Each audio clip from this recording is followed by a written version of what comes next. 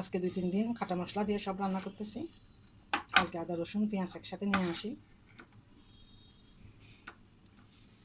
সবগুলো আবারও ব্লেন্ডার করে রাখতে হবে। 2টা হচ্ছে বড় নলা, আরগুলা হচ্ছে ছোট ছোট টুকরা। রান্না করে নিচ্ছি, সিদ্ধ করে নিব। এগুলা আজকে খাওয়া যাবে না, কালকে দুপুরে হয়তোবা রাত্রে এগুলো খাওয়া যাবে। একটু ভালো করে রান্না করলে স্বাদ বেশি হয়। বড় ছেলে বাজার নিয়ে আসছেন। এগুলো হচ্ছে পোঁচা মাছের, আমরা বলি সেগুলা, করল, সাদা কচু, মিষ্টি কুমড়া, ধনিয়া পাতা, কাঁচামরিচ। বাজারগুলো বের করে নিচ্ছি। এগুলো হচ্ছে রাতের রান্না, রাতের বাজার। এখন ভাত বসাই নেই।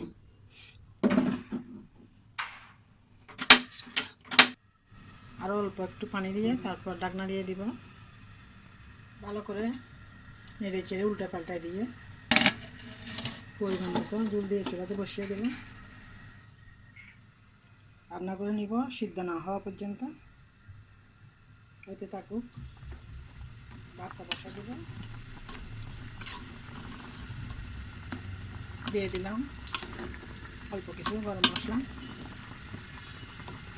পরবর্তীতে আরও অনেক কিছু অ্যাড করতে হবে।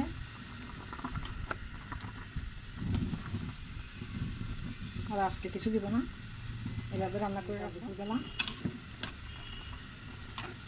জাল দেওয়ার সময় অল্প কিছু অ্যাড করবো, আবার দিব বাগার দেওয়ার সময়। এক জালে যেহেতু খাওয়া যাবে না, হতে থাকুক।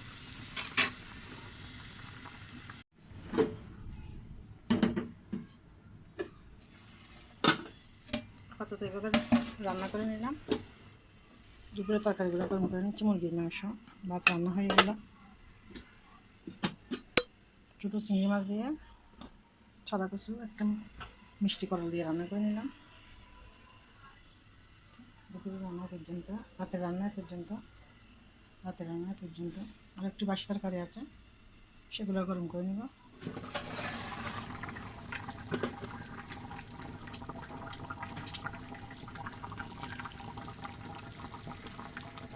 এটা হচ্ছে নলা রান্না করার আর ঝোল ঘন করার গোপন টিপস। যতটুকু পরিমাণ ততটুকু বাড়িয়ে কমিয়ে দেওয়া যায়। এখানে আমি একটা পাউরুটি অল্প একটু পানি দিয়ে ব্লেন্ড করে নিলাম। এটা নলাকে সুস্বাদু করবে আর হচ্ছে ঝোল ঘন করবে, কালারটাও সুন্দর আসবে। যেহেতু পাউরুটি তৈরি হয় ডিম, ময়দা, চিনি, দুধ পাউডার দিয়ে। আমার মাকে দেখতাম ছোটোবেলায় নলার মধ্যে একেবারে মরিচ দিত না, সাদা সাদা করে নলা রান্না করতো। এখন তো আমাদের ঘরে এই যুগে ফ্রিজ আছে, তখন তো ফ্রিজ ছিল না। একভাবে রান্না করতো, একভাবে খাওয়া হতো। এখন তো আমরা নলাকে 2-3 বার করে রান্না করতে পারি। অনেক সময় একটু মরিচ কম দিয়েও রান্না করতে পারি, অনেক সময় একটু বেশি দিয়ে জাল জাল করেও রান্না করতে পারি। তখনকার সময়ের নলাগুলো একবারে হোটেলের স্যুপের মতন হইতো। এখন কিন্তু সেই স্বাদটা পাই না নলার মধ্যে। তারপরও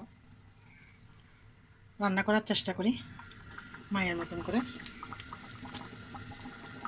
এখানে হচ্ছে পরিমাণ মতো সব কিছু মরিচ মশলা দিয়ে দিলাম। এখন দিব হচ্ছে টমেটো, টকের জন্য। নলা আমি টক পাতা দিয়েও রান্না করে থাকি। একটু টক টক ঝোলগুলো যখন ঘন হয় তখন একটু টক টক ভালো লাগে খেতে। যারা টক খায় তারা চাইলে আমও দিতে পারে, আমি আম দিব না, আমি টমেটো দিব। ধনিয়া পাতা দিব। যখন বাগার দিব তখন রসুন দিয়ে সরিষার তেলে বাগার দিব। অনেক শক্ত। এটা হচ্ছে দুপুরবেলা চাল করে নিচ্ছে আবারও।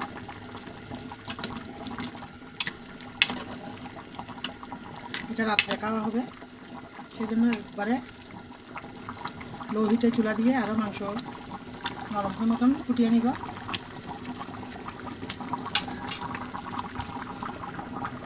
একবারে লো হিট দিয়ে দিচ্ছি। তাহলে আস্তে আস্তে নলা থেকে স্বাদগুলা বের হবে। হইতে থাকুক। নলার ঝোল ঘন করার জন্য পাউরুটি, মসুর ডাল, মিষ্টি কুমড়া, বেসন গুঁড়া যার যার পছন্দ মতো যে কোনো একটা দেওয়া যাবে। যতটুকু ঘন ঝোল আমরা রাখতে চাই, আমি এখানে পাউরুটি দিলাম।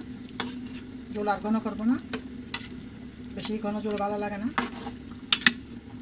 সাদা ভাত, পাউরুটি, নাড়ুটি, পরোটা, নান, যার যেরকম পছন্দ সেভাবে খাওয়া যাবে। টাকা দিয়ে নিব। হয়ে গেল সুস্বাদু নলা রান্না।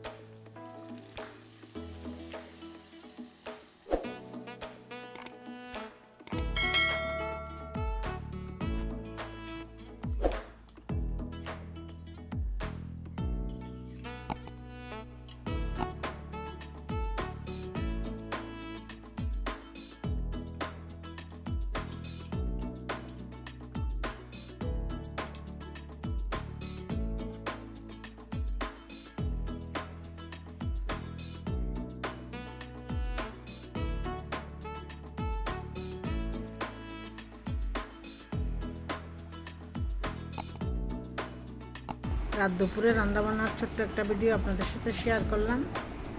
আশা করি ভিডিওটি সবার ভালো লাগবে। তখন পর্যন্ত ভিডিওটি না টেনে দেখার জন্য সবাইকে অসংখ্য ধন্যবাদ। আল্লাহ হাফেজ।